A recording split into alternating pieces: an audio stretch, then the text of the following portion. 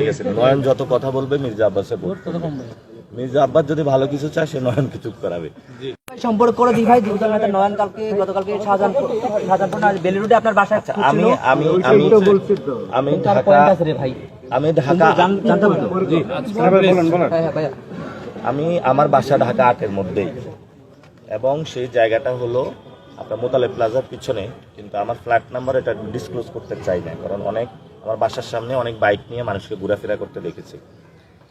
কোন সময় অস্ত্র নিয়ে হাজির হয়, এই জন্য হলো আমার ফ্যামিলির একটা নিরাপত্তার বিষয় আছে।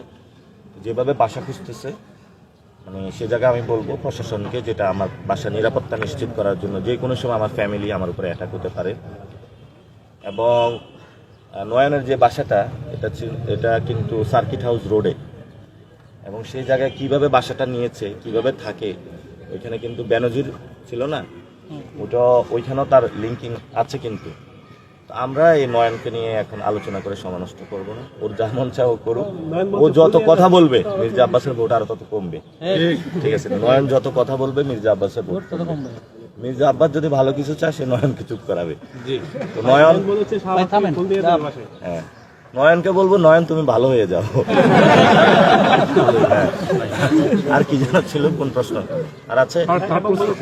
নারীরা অস্ত্র নিয়ে ঘুরছে বোরকা পরে, কে বলেছে? ও ভালো হয়ে যাবে। ও একটু শোকে কাতর আছে, আসন পায় নাই। তারপরে হলো ওই মির্জা আব্বাসের সাথেও তার মনে একটু সমস্যা আছে। সবকিছু মিলে ও একটু ডিপ্রেশনে আছে বা হতাশায় আছে আর কি। ওরা একটু সুযোগ দেন, ওই মাসুদ ভালো হয়ে যা, নয়ন তুমি ভালো হয়ে যাও।